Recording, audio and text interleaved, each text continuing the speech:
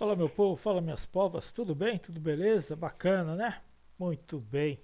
Olha, hoje é legal, bacana. Hoje vou mostrar para você como é que foi que eu trabalhei é, uma medida, uma série de medidas para calcular o volume de um sólido, certo? Então a tarefa que tinha Simão era o seguinte: para medidas com dispersão das dimensões de um prisma triangular de madeira, foram realizadas essas medidas B, H e L com paquímetro analógico. Qual era a tarefa?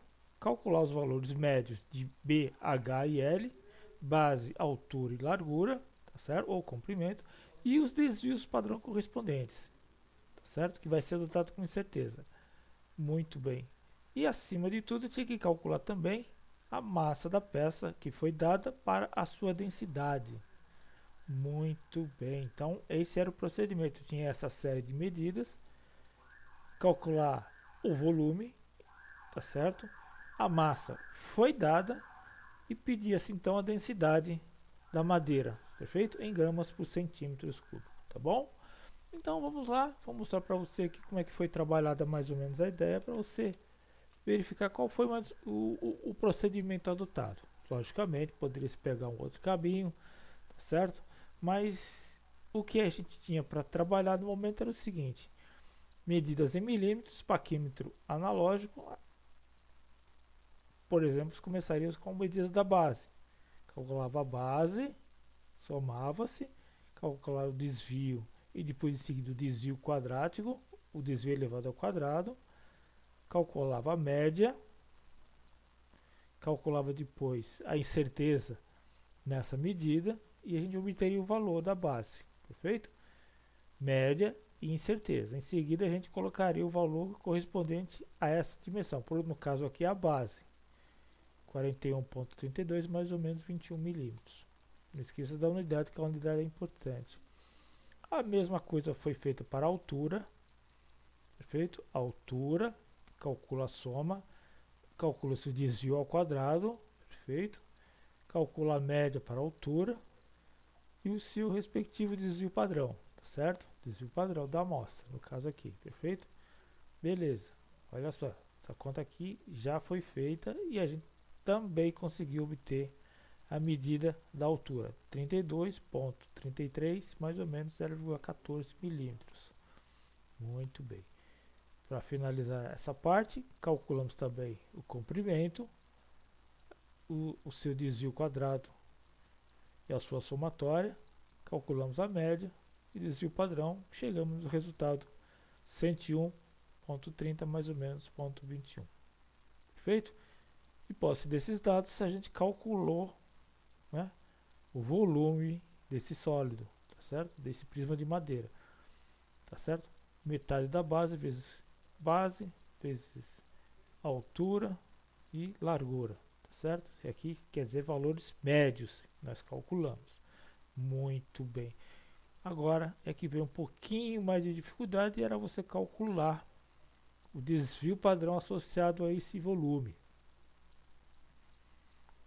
Incerteza no volume é igual ao volume vezes raiz quadrada dos seguintes termos: a incerteza na base sobre a base, incerteza na medida da base sobre a base, a incerteza na medida da altura sobre a altura, a incerteza no comprimento dividido pelo comprimento. Lembrando que tem que levar essas quantidades ao quadrado. Fazendo-se a conta, a gente chegaria nesse resultado aqui. O volume, que foi de 67,7, mais ou menos meio, vezes 10 elevado a 3 milímetros cúbicos. Tá bom? Essa foi a conta que, com certeza, você vai ter a oportunidade de fazer com mais cuidado e com atenção. Perfeito?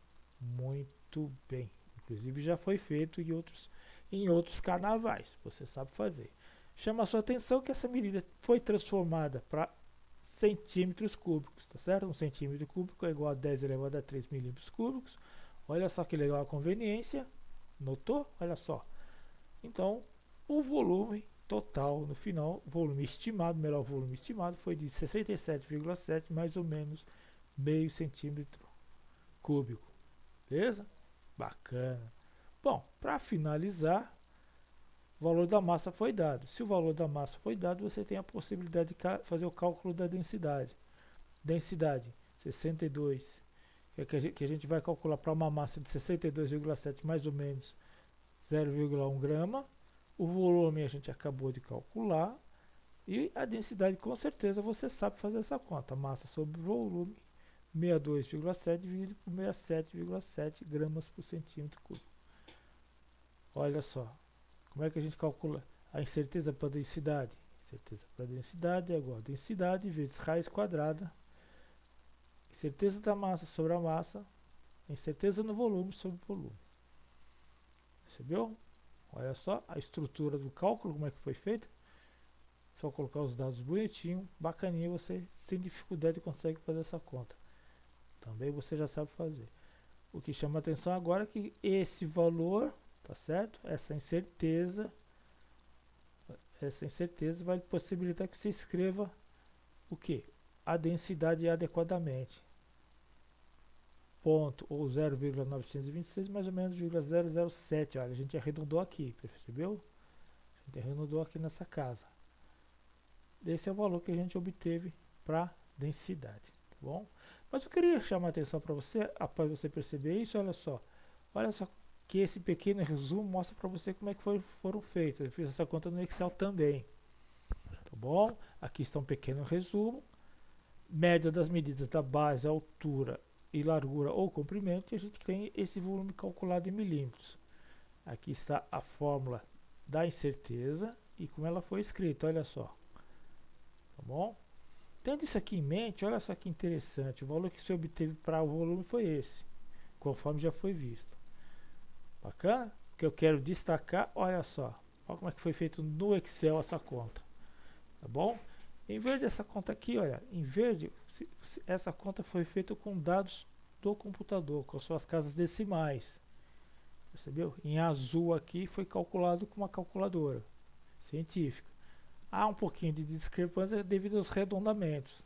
Percebeu? Há um pouquinho de diferença devido aos arredondamentos. Beleza? Mas esse é o procedimento padrão que você tem que ter para fazer a solução de um problema como esse. Percebeu?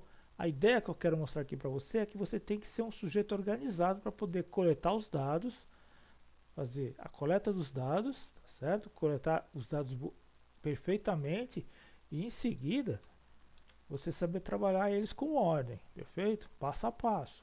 Não queira fazer as coisas desorganizadas de qualquer jeito. Procure ser talentoso no seguinte sentido: faça com ordem, com cuidado, devagar, conferindo os cálculos, escrevendo as fórmulas adequadas, tá certo? Se você acha necessidade de mudar de notação, tudo bem, desde que você saiba o que você está fazendo. Esse H aqui poderia ser um H maiúsculo, tá certo? Esse L poderia ser uma outra letra, tá certo? Poderia ser LA, por exemplo. B aqui poderia ser um B maiúsculo, ou então BA, base, H de altura, tá certo? Poderia ser um A. O importante é que desde que você anote uma anotação adequada e seja cuidadoso e organizado. Olha como as contas ficam limpas. Olha como o seu relatório fica bonito se você for um sujeito organizado. Logicamente, você fazendo no Word, tá certo? Ou fazendo essas contas no Excel, como foi feito aqui no final, olha só que interessante. Como foi feito aqui no final. Se você tiver esse recurso e essa possibilidade, é muito legal, cara. Mas a ideia é que você primeiro faça no papel. Gaste lápis e borracha, mas faça no papel. Em seguida, parta para outros recursos. E acima de tudo, procure sempre fazendo as contas e conferindo os resultados. Verifique se as unidades estão adequadas. Olha só, se você usa, por exemplo, esse valor aqui em milímetros cúbicos, com esse valor em gramas, seu resultado está errado. Porque o problema pede em centímetros cúbicos, né? E gramas por centímetros cúbicos. Então você tem que se adequar ao que o problema está pedindo. Isso é importante, tá bom? Ok? Essa aqui é a pequena passagem de um relatório que eu escrevi há um tempo atrás e tal, trabalhando esses dados, e eu achei interessante mostrar para você como é que é o procedimento.